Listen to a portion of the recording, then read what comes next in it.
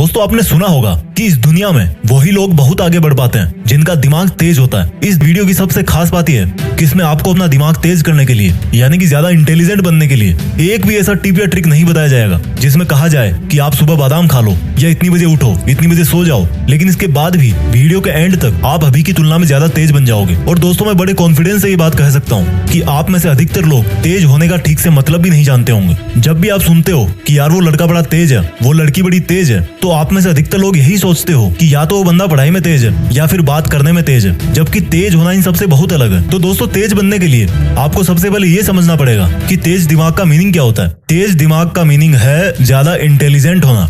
और इंटेलिजेंट का मतलब क्या होता है? इंटेलिजेंट दो चीजों से मिलकर बनता है। किसी भी चीज को या क्वालिटी को अच्छी तरह से फटाफट एक्यूरेटली सीखना और उसी फिर सीखे हुए नॉलेज को फ्यूचर में जरूरत पड़ने पर सही ढंग से सही जगह पर काम में लेना।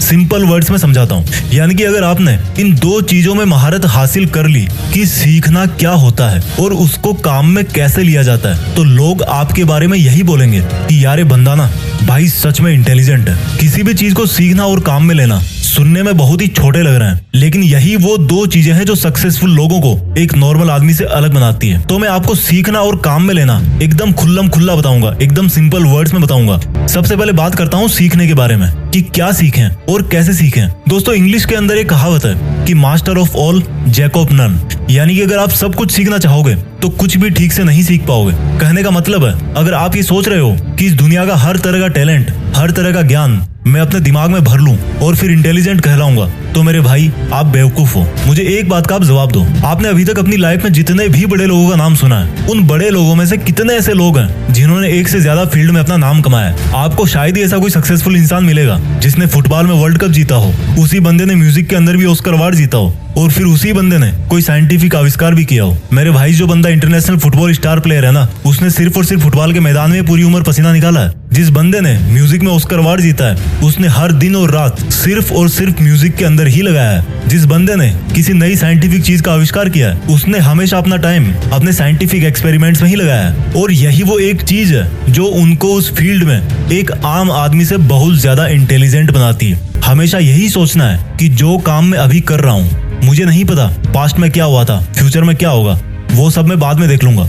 मुझे सिर्फ अभी इस काम पर फोकस करना है जो मैंने शुरू किया है। इस तरह से आप अपने सीखे हुए को काम में ले पाओगे। जब आपको लगे कि यार प्रॉब्लम आ रही है, तो आप ये महसूस करो कि जिस प्रॉब्लम में आप अभी हो उससे निपटने के लिए आपने बहुत पहले ही ईमानदारी से बहुत मेहनत करी है और आपको अपनी काबिलियत पर पूरा भरोसा है कि आप इस प्रॉब्लम को भी सोल्व कर ही दोगे। ऐसा करने से आपके अंदर कॉन्फिडेंस आएगा। मैं ये नहीं कहता कि कॉन्फिडेंस आने के बाद भी आप उस प्रॉब्लम को सोल्व कर ही दोगे, लेकिन इतना जरूर कहता हूँ कि उस वक्त की असफलता आपको आने वाले टाइम के लिए जरूर तैयार करके जाएगी। और इस तरह से आप अपने नॉलेज को बेटर तरीके से यूज कर सकते हो। प्रॉब्लम के अगेंस्ट अपना रिस्पॉन्स टाइम घटाओ।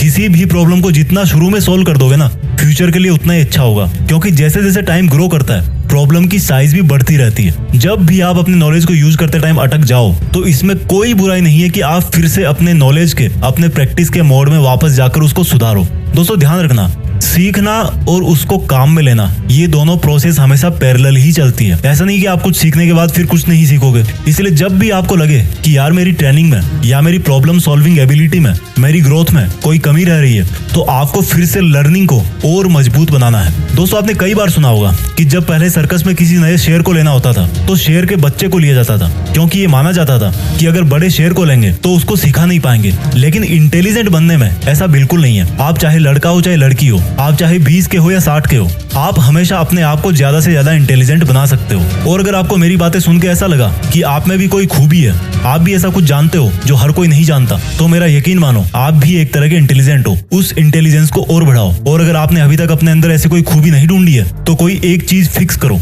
उसको सीखो और सही ढंग से काम में लो। और जब इंटेलिजेंट बन जाओ तो देश में अपना नहीं बल्कि दुनिया में देश का नाम करो। जय हिंद, वंदे मातरम।